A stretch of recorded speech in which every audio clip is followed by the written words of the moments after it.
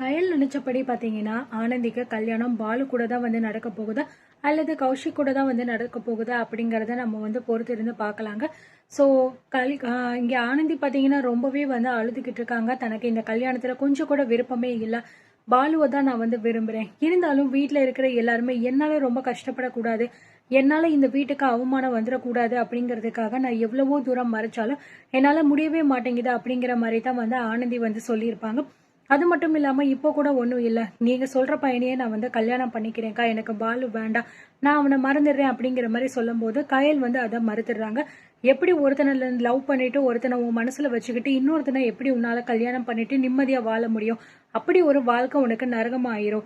இப்போ நம்ம வந்து இதை நினைச்சு கவலைப்படுறதை விட்டுட்டு உன்னோட கல்யாணம் முடிஞ்சதுக்கு அப்புறம் நீ படுற கஷ்டத்தை பார்த்துட்டு அதுக்கப்புறம் இந்த உண்மை வந்து எல்லாருக்குமே தெரிஞ்சிச்சு அப்படின்னா அது இன்னமும் வந்து ரொம்ப வருத்தமா ஆயிரும். முன்னாடியே தெரிஞ்சிச்சு அப்படின்னா கண்டிப்பா நம்ம ஆனந்தியோட கல்யாணத்தை மாத்திருக்கலாமே அப்படிங்கிற மாதிரி எல்லாருமே வந்து யோசிப்பாங்க. அதனால இப்போதைக்கு எதை பத்தியுமே நீ வந்து கவலைப்பட வேண்டாம், என்னால முடிஞ்ச அளவுக்கு நான் என்ன பண்ணணுமோ அதை வந்து பண்றேன் அப்படிங்கிற மாதிரி வந்து கயல் சொல்லியிருப்பாங்க. ஸோ அங்க வீட்டில் நடக்கிற ஒவ்வொரு விஷயத்தையும் பார்க்கும்போது கயலுக்கு வந்து எப்படி நம்ம உண்மையை சொல்றது அப்படிங்கிறதே வந்து ரொம்பவே ட்விஸ்டா சவாலா தான் வந்து இருக்கும். ஏன் அப்படின்னா வீட்டில் இருக்கிற எல்லாருமே பார்த்தீங்கன்னா அவ்வளோ சந்தோஷமா ஹாப்பியா வந்து இருப்பாங்க. முக்கியமா சொல்லப்படும்னா காமாட்சி. ஸோ காமாட்சிக்கு வந்து ஆனந்திக்கு இவ்வளோ பெரிய ஒரு நல்ல இடத்துல வந்து வாழ்க்கை அமைய போகுது அப்படிங்கறத நினைச்சிட்டு ஆரம்பத்துல இருந்து இப்போ வரைக்கும் காமாட்சி இந்த கல்யாணத்தை எப்படியாவது நடத்த முடிச்சே ஆகணும், ஆனந்தியை வந்து ஒரு நல்ல குடும்பத்துல பிடிச்சு கொடுக்கணும் அப்படிங்கிற மாதிரி தான் வந்து நினைச்சுக்கிட்டே இருப்பா. அதே மாதிரி தர்மலிங்கம் மூலமா இப்படி ஒரு சம்பந்தம் வந்திருக்கு. ஸோ இப்படி இருக்கும்போது அந்த சம்பந்தத்தை நம்ம கைவிட்ட கூடாது. இது மட்டும் இல்லாம தேவியோட மாமியாரா இருக்கட்டும் அல்லது கயலோட மாமியாரா இருக்கட்டும், இவங்க ரெண்டு பேருமே எப்படிப்பட்ட கேரக்டர் அப்படிங்கிறது நல்லாவே தெரியும். ஆனா அவங்களுக்கு ஆப்போசிட்டா தான் வந்து மீனாட்சி அப்படிங்கிறவங்க இருக்காங்க. ரொம்ப நல்ல கேரக்டரா வந்து இருப்பாங்க. ஸோ அவங்களோட குடும்பத்தையும் ரொம்ப மரியாதையா வந்து நடத்துவாங்க. இதனாலேயே பாத்தீங்கன்னா காமாட்சிக்கு வந்து இந்த குடும்பத்தை நம்ம விட்டுறவே கூடாது, எப்படியாவது ஆனந்திக்கு இப்படிப்பட்ட ஒரு நல்ல வாழ்க்கையை நம்ம வந்து தேடினா கூட வந்து கிடைக்காது. இந்த காலகட்டத்துல வந்து நிறைய நகை போட்டு கல்யாணம் பண்ணி கொடுத்தாதான் வந்து அது கல்யாணம் அப்படிங்கிற மாதிரி தான் எல்லாருமே வந்து இருக்காங்க. ஆனா இவங்க வந்து பாத்தீங்கன்னா என் மருமகளை எனக்கு வீட்டுல அனுப்பி வச்சா மட்டும் போதும், நான் பாத்துக்கிறேன் அப்படின்னு சொல்லிட்டு சொல்றவங்ககிட்ட எப்படி இந்த கல்யாணத்தை வேண்டாம் அப்படின்னு சொல்ல முடியும் அப்படிங்கிற மாதிரி எல்லாம் வந்து நினைச்சுதான் காமாட்சி இந்த முடிவை எடுத்திருக்காங்க. கல்யாணம் பண்ணித்தான் ஆகணும் அப்படிங்கிற மாதிரி இவ்வளவு தூரம் பிடிவாதம் பிடிச்சு இந்த கல்யாணத்தை வந்து நடத்த போறாங்க. ஆனா இங்க ஒரு ட்விஸ்ட் பாத்தீங்கன்னா, சோ உண்மையிலேயே ஆனந்தி வந்து பாலு கூட கொஞ்ச நாள் தான் வந்து பழகிருக்கா. அதுவும் கேஷுவலா தான் வந்து பேசியிருக்காங்க. ஆனா எப்படி அவங்களுக்குள்ள வந்து ஒரு லவ் வந்துச்சு அப்படின்னே தெரியல. ஆனந்தியை பார்த்த உடனே தான் பாலுக்கு வந்து பிடிச்சிருந்துச்சு. ஆனா ஆனந்திக்கு அந்த மாதிரி வந்து கிடையவே கிடையாது. ஸோ அவ எப்பயும் போல கேஷுவலா பேசினா, அவங்க அம்மா கேட்கும் போது கூட அந்த மாதிரிலாம் எதுவும் கிடையாது அப்படின்னு சொன்ன ஒரு பொண்ணு இப்படி திடீர்னு வந்து லவ் பண்றேன் அவனை மறக்கவே முடியல அப்படிங்கிற அளவுக்கு பாத்தீங்கன்னா கதையை வந்து கொண்டு போயிருக்காங்க. கையல் வந்து ஒவ்வொரு நாளுமே அதை நினைச்சு வந்து ரொம்பவே வந்து துடிச்சுக்கிட்டு இருக்காங்க. எப்படிடா நம்ம இந்த விஷயத்த வந்து வீட்டில் இருக்கிறவங்க கிட்ட சொல்ல போறோம், அப்படி நம்ம சொன்னா அவங்களோட ரியாக்ஷன் என்னவா இருக்கும்? பெரியப்பா வந்து இந்த விஷயத்த கண்டிப்பா வந்து ஏத்துக்கவே மாட்டாரு. அம்மாவும் சரி மூர்த்தியும் சரி யாருமே இந்த கல்யாணத்தை ஏத்துக்க போறது இல்ல. ஆனா இது எல்லாத்தையுமே தாண்டி எப்படி நம்ம இந்த கல்யாணத்தை ஆனந்திக்கு பண்ணி வைக்க போறோம் அப்படிங்கிற மாதிரி நினைச்சுக்கிட்டு இருக்காங்க. ஒரு வழியா பாத்தீங்க அப்படின்னா அடுத்த நாள் வந்து எல்லாருமே ரிசப்ஷனுக்காக மண்டபத்துக்கு போறோம் அப்படிங்கிற மாதிரி வந்து முடிவு எடுத்துடுறாங்க. ஸோ ஒரு பக்கம் கயல் யோசிச்சுக்கிட்டே தான் இருக்காங்க இன்னும் வரைக்கும். ஆனந்திக்கு பார்த்தீங்கன்னா மனசுக்குள்ள ரொம்பவே படபடப்பு. அக்கா இந்த மாதிரி ஒரு விஷயத்த சொல்லியிருக்காங்களே, என்ன ஏதுன்னு ஒன்றும் புரியலையே அப்படிங்கிற மாதிரி சொல்லிக்கிட்டு இருக்காங்க. அதுக்கப்புறம் மண்டபத்துக்கு போகிறதுக்காக எல்லாருமே ரொம்பவே விறுவிறுப்பாக வேலை எல்லாமே பார்த்துக்கிட்டே இருக்கும்போது ஆனந்தி ஷாலினி ரெண்டு பேருமே வந்து அவங்க ரூமில் உட்காந்துக்கிட்டு என்ன என்ன ஷாலினி என்ன பண்ணுறதுன்னு எனக்கு ஒன்றும் புரியலை, கயலை கவரி எதுவுமே சொல்ல மாட்டேங்கிறாங்களே, எனக்கு ரொம்ப பயமா இருக்கு ஷாலினி அப்படிங்கிற மாதிரி சொல்லிக்கிட்டே இருக்கும்போது தான் கரெக்டாக கயல் வந்து பார்த்தீங்கன்னா அவங்க ரூமுக்குள்ளே வராங்க. உள்ள வந்தவொடனே பாத்தீங்கன்னா ரெண்டு பேருமே எந்திரிச்சு நின்றுக்கிட்டு இருக்காங்க. என்ன நீங்க ரெண்டு பேரும் இன்னும் கிளம்பலையா அப்படிங்கிற மாதிரி கயல் வந்து கேட்கும்போது ஆனந்தி சொல்றா, என்னக்கா சொல்றீங்க நீங்க, இங்க என்ன நடக்குது அப்படிங்கிறது உங்களுக்கு தெரியும் இல்லக்கா, இப்போ நம்ம மண்டபத்துக்கு வேற கிளம்ப போறோம்க்கா, இதுக்கப்புறம் நம்மளால எதுவுமே பண்ண முடியாது இல்லக்கா, அவ்வளவுதான்க்கா அப்படிங்கிற மாதிரி வந்து ஆனந்தி பாத்தீங்கன்னா ரொம்பவே ஃபீல் பண்ண ஆரம்பிக்க போது, இங்க பாரு ஆனந்தி, நான் சொல்றது வந்து கண்டிப்பா உனக்கு நடத்தி காட்டுவேன். உனக்கும் பாலுவுக்கும் தான் கல்யாணம் நடக்கும். அது எப்படி என்னால நடத்த முடியும் அப்படிங்கிறது எனக்கு இப்போ தெரியல.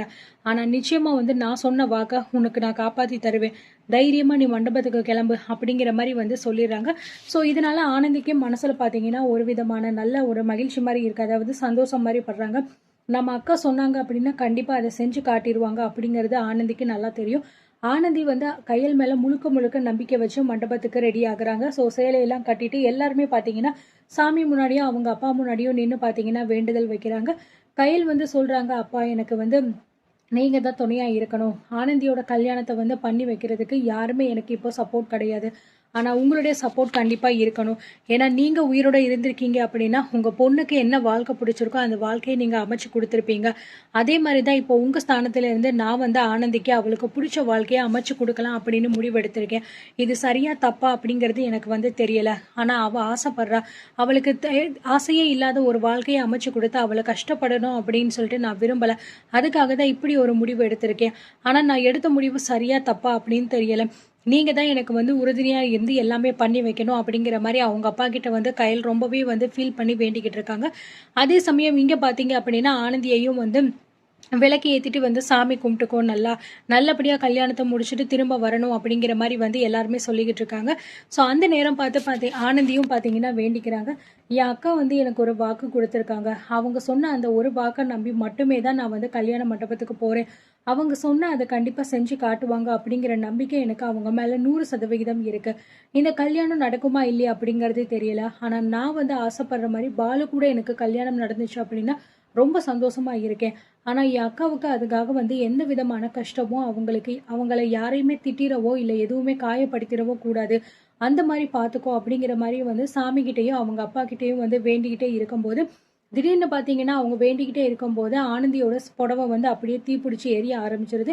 இதை பார்த்து வீட்டுல இருக்கிற எல்லாருமே வந்து பயங்கரமா கதறி பாத்தீங்கன்னா அலற ஆரம்பிச்சிடுறாங்க. காமாட்சி ஒரு பக்கம் ரொம்பவே அழுக ஆரம்பிச்சிடுறாங்க. இந்த மாதிரி ஒரு நல்ல விஷயத்துக்காக புறப்படும் போது இப்படி வந்து சேலையில தீப்பத்தி எரியுதே அப்படிங்கிற மாதிரி எல்லாருமே ஃபீல் பண்ணிட்டு இருக்கும்போது எங்க பெரியப்பா சொல்றாங்க, இங்க பாரு காமாட்சி, இதெல்லாம் வந்து ஒரு கண் திருஷ்டி தான். இதை பார்த்துட்டு நீங்க அபசகுணமா வந்து நினைக்க வேண்டாம். ஏன்னா இவ்வளோ நாள் வரைக்கும் நீங்க எப்படி இருந்தீங்க அப்படிங்கிறது எல்லாருக்கும் தெரியும். இப்போ ஒரு பெரிய வீட்டுல வந்து நம்ம ஆனந்தி வாக்கப்பட போறோம். அப்படி இருக்கும்போது நிறைய பேர் இங்க வந்து போறாங்க. அவங்க கண்ணெல்லாம் பட்டிருக்கும். அந்த கண் திருஷ்டி தான் வந்து இப்படி ஆயிருக்கு. ஸோ எரிஞ்ச புடவையோடு நீ இருக்க வேணாம். போயிட்டு புடவையை மாத்திட்டு வா. நம்ம வந்து நல்ல நேரம் பார்த்துட்டு கிளம்பலாம். இதை பத்தி நீங்க வந்து நினைச்சு மனசு போட்டு குழப்பிக்காதீங்க அப்படிங்கிற மாதிரி இங்க பாத்தீங்கன்னா தர்மலிங்க பெரியப்பா சொன்னோடனே சரி அப்படின்னு சொல்லிட்டு பாத்தீங்கன்னா எல்லாருமே வந்து அவங்கவுங்க வேலையை பார்க்க போறாங்க. அந்த ஆனந்தி பாத்தீங்கன்னா புடவையும் மாத்திட்டு நம்ம எல்லாருமே கிளம்பலாம் அப்படிங்கிற மாதிரி சொல்லிட்டு பாத்தீங்கன்னா அவங்க மண்டபத்துக்கு வந்து கிளம்ப போறாங்க. ஸோ அன்னைக்கு ஈவினிங் பாத்தீங்கன்னா ரிசப்ஷன், அடுத்த நாள் காலையில கல்யாணம் அப்படிங்கிற மாதிரி வந்து முடிவு எடுத்திருக்காங்க. இப்போ இதுக்கிடையில தான் வந்து கையலுக்கு மிகப்பெரிய டாஸ்க் இருக்க போகுது. ஒன்று அவங்க குடும்பத்தை சமாளிக்கணும், இன்னொன்று பாலுவை கல்யாணம் பண்ணி வைக்கணும், முக்கியமா எழில சம்மதம் செய்ய வைக்கணும். ஸோ இதுதான் அவங்களுக்கு இருக்கக்கூடிய பெரிய டாஸ்க். இது எல்லாத்தையுமே தாண்டி கையல் வந்து தான் நினைச்ச மாதிரி தன்னோட தங்கச்சிக்கு கொடுத்த வாக்கை நிறைவேற்ற போறாங்களா, இல்ல அதுல இருந்து பாத்தீங்கன்னா மாறி கௌஷிக்கு கல்யாணம் பண்ணி வைக்க போறாங்களா அப்படிங்கறத நம்ம பொறுத்திருந்து பார்க்கலாம். ஸோ கையலுக்கும் எழிலுக்கும் எந்த விதமான பிரச்சனையும் இருக்கக்கூடாது அப்படிங்கிறது தான் என்னோட கருத்து. அண்ட் நீங்க என்ன நினைக்கிறீங்க அப்படிங்கறத கண்டிப்பா கமெண்ட்ல சொல்லுங்க.